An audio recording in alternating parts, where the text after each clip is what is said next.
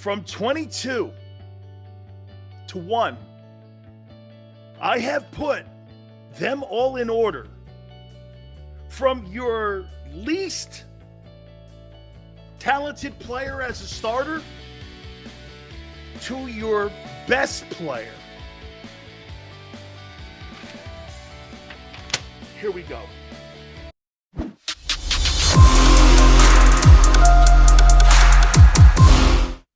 I love that, man. Fantastic. All right, hit the like button. When did it get to? Okay, now we're going to do something here. Where's one of my lists? The other list is fun. This one here, I have ranked the top 22 starters from 22 to 1. I have put them all in order. From your least talented player as a starter to your best player. Here we go.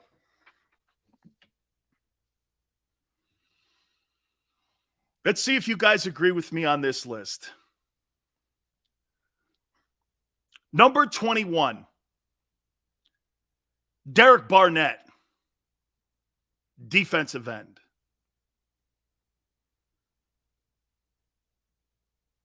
Number 20, Anthony Harris.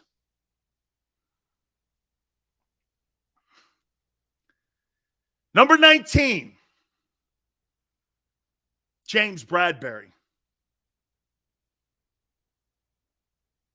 Number 18, Quez Watkins. These are your top starters in ranking.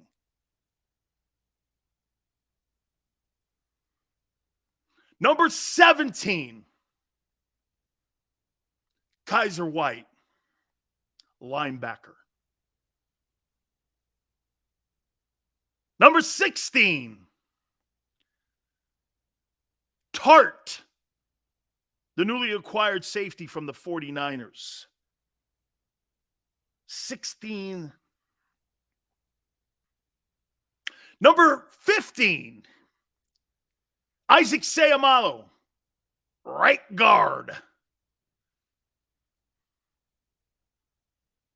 Number 14, left defensive end, Brandon Graham.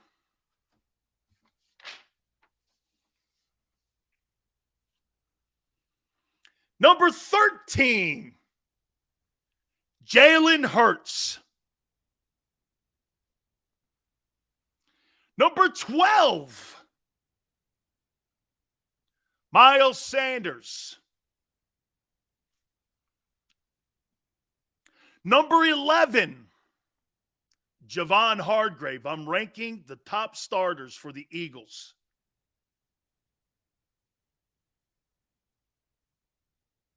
Number 9, Fletcher Cox. Number 8, Dallas Goedert. Number 7, Landon Dickerson. Number 6, Darius Slay. Here are your top 5 Eagles in order, according to Big Silz. Hassan Reddick, edge rusher, number 5. Number 4, Jason Kelce, center. Number 3, by the way, I'll redo it again because I didn't do 10, and 10 was Devontae Smith. 10 is Devontae Smith. Number 3, Jordan Mailata, left tackle. Number 2, A.J. Brown, wide receiver. And the number one most talented player on the Philadelphia Eagles depth chart is Lane Johnson. Those are your starters and how I see them ranked. Barnett, James Bradbury, 20 to 21. Anthony Harris, James Bradbury is 19 and Anthony Harris is 20. Quez Watkins is 18. Kaiser White is 17. Tart is 16. Sayamalo's 15. Graham is 14. Jalen Hurts is 13. Miles Sanders is 12.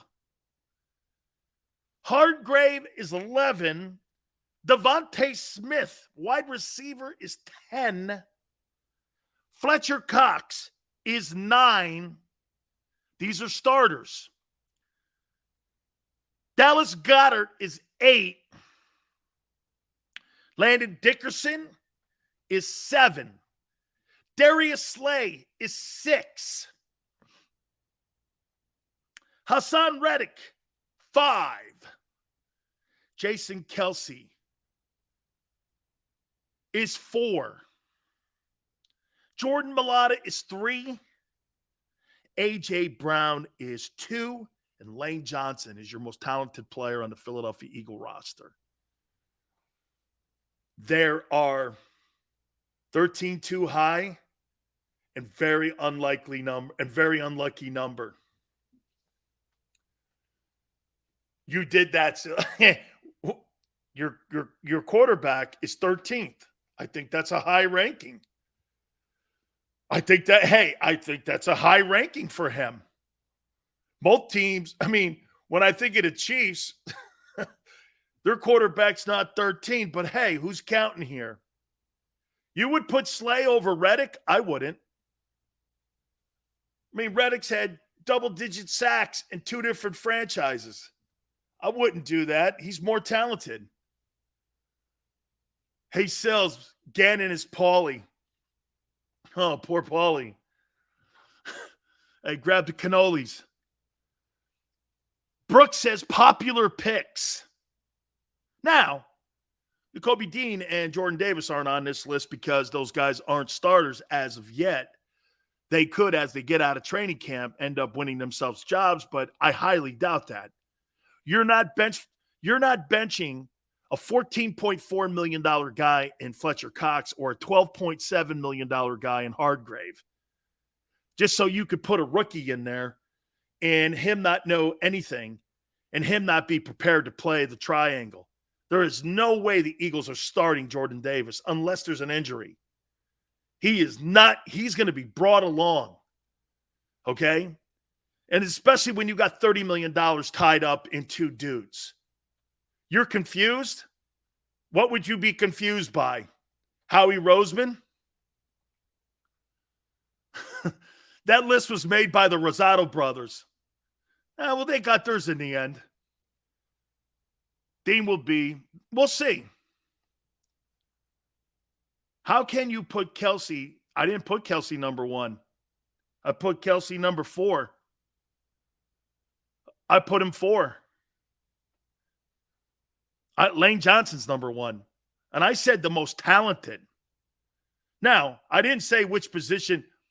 We're not talking about what position is the most important position because the quarterback position is the most important position on any roster. I didn't say that the center position is not important. I said your best players. That's what this is. Got to listen a little bit sometimes, guys. These are your best football players in order. Okay? In order. You got to stop comparing Jalen Hurts to traditional drop back. I have. That's why I do. I completely don't.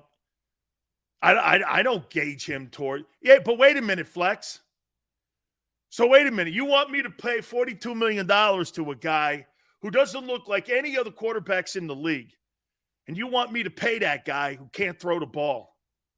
That's what you want me to pay $42 million for? So don't compare him to Joe Burrow? Okay. Then what am I paying for? What am I paying for? If I can't compare him to Justin Herbert and how they win ball games today's NFL. By the way, and again, one more thing too about today's NFL. Dude, they changed the rules for the offensive passing attack, not for the run game. The NFL today has changed rules for high scoring, big offensive numbers. Why is that? Prop bets. Prop bets are going to be part of the fabric of the NFL. Gambling. Points. Point spread. Who's favored? Who's not? Why do you think they invented the Red Zone channel? What, for fantasy guys who don't bet money? They invented the fantasy channel because guys are watching stats and numbers. Nobody wants to watch a game 14-7 like a couple of years ago in the Super Bowl. Nobody wants a game like that. Guy throws for 122 yards. That's not what the NFL's looking for. They're looking for 45-40 games. Playing defense in today's NFL, that's not what is set up for gambling. Gambling and defense don't mesh. And the Eagles have to transform their football team and their ideology into today's NFL. That's what the difference is with where the Eagles are today and where the rest of the league is. The Eagles are still in the late 90s. Most of the NFL is getting ready for gambling. Why do you think the owner of the Eagles wants to have high numbers and high offense? Because eventually at Lincoln Financial, you're going to have an on-stadium sports book where you're going to be able to walk in to the sports book at Lincoln Financial and place a prop bet. Jalen throws 2 touchdowns in the first half. They win the game 38-31. Wide receiver A.J. Brown has 10 catches for 100 yards. Prop bets. That's what this is about. The reason that the owner hates the style of play that Jalen Hurts has is because it's not a 35-point-a-game type offense. Not every team wins the Super Bowl, but you know what you can do? You can win every weekend or every time you play on your own on-campus sports book with prop bets. This is like wrestling today. What most people don't get, why do you think the NFL is making it so hard to hit quarterbacks and targeting and everything else?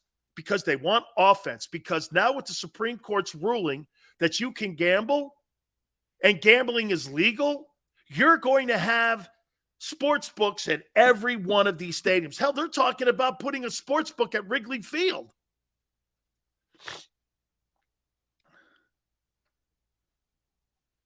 Davey, not all guys do, but I know most guys do now. They bet, those fantasy guys do. I'm not really like a fantasy. I'm not a fantasy football player, but I keep an eye on it. Chalk it up sports. Appreciate it. Yeah, hey, Chris, the NFL doesn't give a shit about concussions, dude. They could care less about that. They tell you they care. They don't. Best thing ever happened to the NFL was COVID-19. The National Football League didn't have to address CTE any longer. That stuff was front and center. Anything to bring the American public away from head injuries. It's the biggest thing the NFL worries about. One day, one of these guys are going to get killed on the field, and they don't want anything to do with that. When Mike Utley got paralyzed on the field, or Dennis Byrd got paralyzed a couple of years back, they don't want anything to do with that. Those are lawsuits, man. The NFL is run by lawyers. Want nothing to do with it. I think we're being a tad ridiculous if he throws for 3,525 touchdowns and rushes for, hey, Edge, I said that yesterday. That's why if he really plays well this year, Edge, I'll tell you what I'd be willing to do. I'd be willing to give Jalen Hurts a 3-year contract at about $30 million a year, and let's see if he can get better. I'm not paying that guy $40 million. He's just not a $40 million a year guy. And I'm not upsetting what I'm doing right now with my roster. Everyone on the planet saying that the Eagles have one of the better rosters in the NFL. Why would I upset that with a quarterback that, like some of you say, doesn't look like Justin Herbert?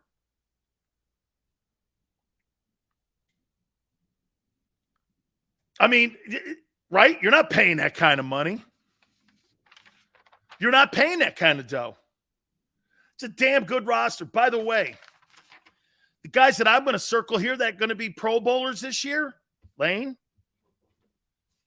Mulata, Kelsey, Reddick, Slay, Goddard,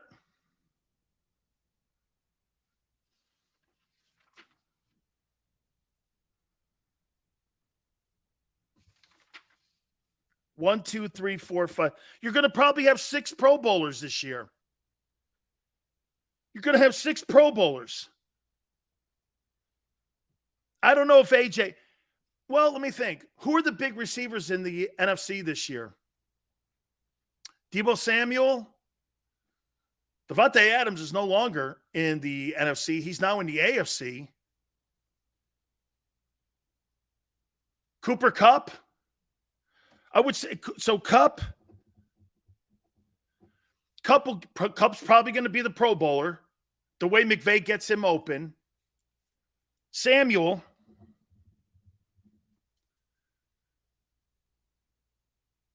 Mike Evans.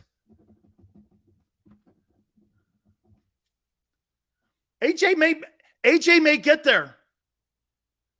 I mean, am I missing someone? DK Metcalf. Then again, who's throwing DK Metcalf the ball, right? Drew Lock? I don't know if DK Metcalf's going to get enough targets with that style of offense this year. Yeah, hey, Bray, I don't know if he gets. I don't know if he gets the targets this year. Yeah, I mean, Xander, that's right. I mean, I just don't know who.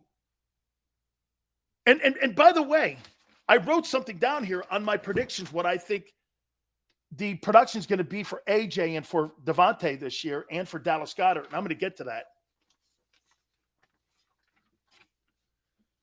Kupp, Samuel, Mike Evans. Does AJ get there? CeeDee Lamb, because Dak throws the ball. McLaurin, Terry McLaurin, that's right, in Washington. It's going to be a battle. DeAndre Hopkins, then again, he's being suspended for the first 6 as of now, probably get reduced down to 4. So how about this? He's got a shot. I think Kupp's going to have, I don't think he's going to have a 1,900-yard year again. God, if he does, man. He's not just a dude then. That's for damn sure. And Samuel's going to maybe go through a transition a little bit because Trey Lance's first notion is going to be to run, not throw the ball to him. Mike Evans has Brady. So when you got Tom Brady throwing you the rock, Justin Jefferson, that's another one. Jefferson's got to be on that list. AJ's on that list for sure. And it's going to be interesting to see, man.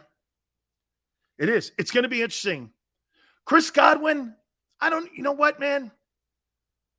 Hey, Takeem, I have always been like this on him. I think he's good. I think he's like Allen Robinson. You know what I mean? I think he's like Allen Robinson. Silz, you passing on TVD for Hurts at $30 million? I'm not. Your boy is, who you guys have a lot of confidence in. That's what you guys started to show up with me on. Okay? You guys want to pass on him. Jalen Reagor. Oh, one of the premier wide receivers in the NFC. DJ Morton, I don't know. I like that question that somebody threw out there when we were throwing our topics out. Are we being too generous with an 11 wins for the Eagles this year? No, I don't. I think the Eagles have a really great roster. I think what they have built, and with the fact that the NFC didn't really do what team in the NFC do you think this offseason really got better outside of Philly? The Cowboys didn't. Did the Rams? I think the Rams were a lateral move. You know, they lose Beckham, they add Allen Robinson. It's pretty good. Right? They did lose Von Miller. Okay? But then they add Wagner. So, I mean, they kind of are the same, I think. The Packers, they lose Devontae Adams. I think that's a big loss. We'll see how it translates out, but I think that's a loss. I think the 49ers' indecision on what they're doing at quarterback hurts them. What are you doing there? I mean, it's July 7th. Who's your starter? Have you announced it? Can you imagine this?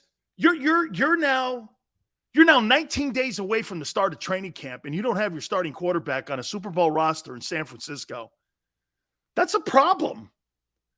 The Philadelphia Eagles want to have no questions about that position going into training camp. That's why when they told Gardner Minshew last year, kid, sit down, you ain't ever starting here. It ain't happening. They don't want any controversy like they did 3 years ago here. Nothing like that. Dan, you talk down on Hurts every day. Like, I don't think I came down on anybody today. Okay, I don't think I came down on him today. Do you really? Bro, my attitude towards him is nothing personal. And in honor of Sonny Corleone going down, it's strictly business. Don't take it personal. He's not a quarterback that's going to win a Super Bowl. Wait, I'll take that back. He's not a quarterback that's going to win traditionally in this league. Okay? Can he get there like Colin Kaepernick? Yes. Just because you don't like that assessment, that's a thing on you. Colin Kaepernick was not the best passer on the planet, but he got there. He can get there too. If Kaepernick can, he can. Same style of play. Not accurate. Great athlete. Moves around in the pocket with his wheels. Makes some decent throws. And has a boatload of talent around him. That was the Kaepernick, Jim Harbaugh 49er team. If the lights don't go out in that Super Bowl, Colin Kaepernick may have won a Super Bowl. I always said this. If the lights don't go out in the Harbaugh Super Bowl, the 49ers probably win that game. They were rolling.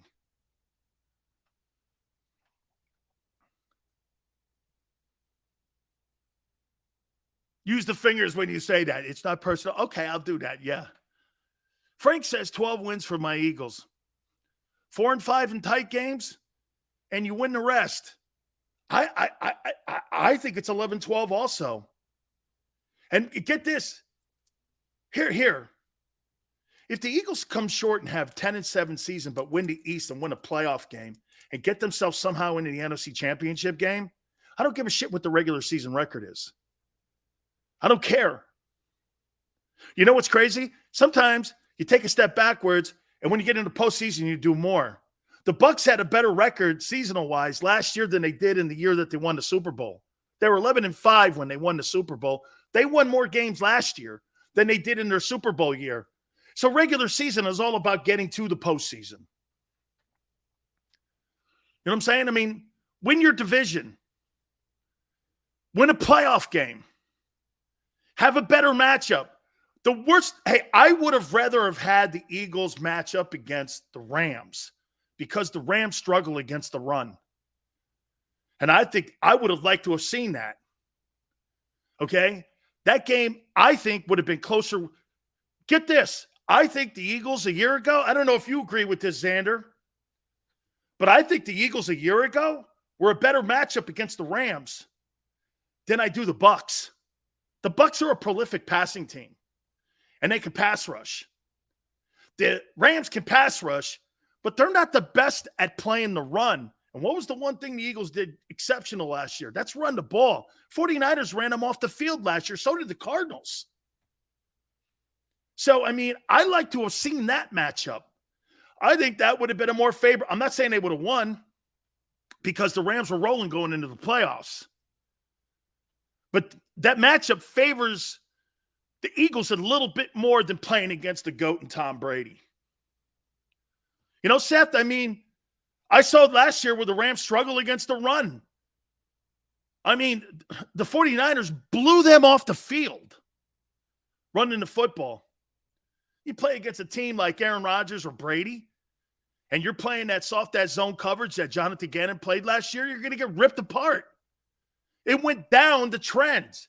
Every quarterback that was a good quarterback a year ago, that was a prolific passing team, played against the Eagles. I mean, it was like 78% completion percentage, 90% completion percentage, 80% completion percentage. But when you play a team like the Rams who kind of struggle against the run, I thought it would have been more favorable. Joseph says Jalen can win a bowl.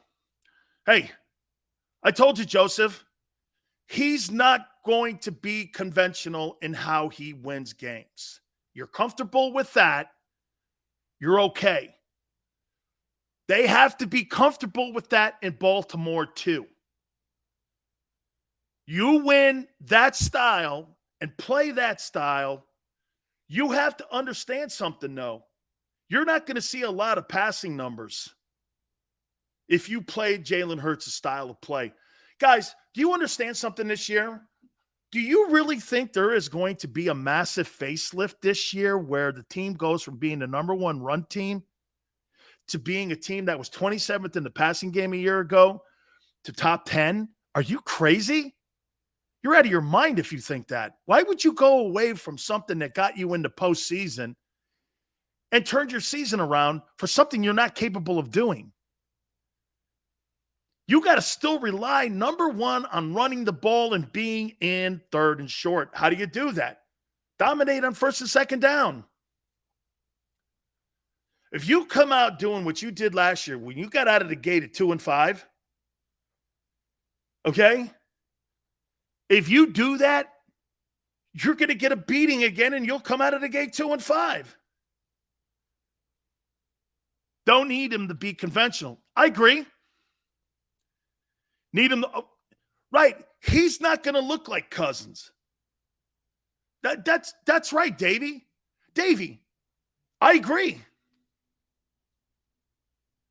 I agree, but you win more with conventional than you do with Jalen style. You don't really win games. Ask Vic. The spin is different. Eagles won't start 2-5 this year. No, you're right. I think they start 3-3. I do. I think they start 3-3. More talented team. First couple games are personal. That's for sure. Xander has made all these games like personal. Xander, you did a great job on that. Lions. Okay? You got the Lions game. And nothing personal about that, I don't think. Vikings, Justin Jefferson game. These games are all going to have themes. The Justin Jefferson games. Vikings. Right? The Commander Wentz game. The Doug Bowl. The Hurts Bowl. Shit, Dallas. Right? I'm going to do something, and I'm going to have some fun with you here when we come back out of the timeout. And I want you guys to help me on this because I may be wrong. But I put down my top 10 greatest Eagles of all time. Now, I'm new to covering your team, okay? I'm new. So I wrote this down, okay? Your top 10. By the way, Jerome Brown's not on it. Okay, he's not on it. Top 10. Plus, we'll get back into what we're talking about. I love what Xander said.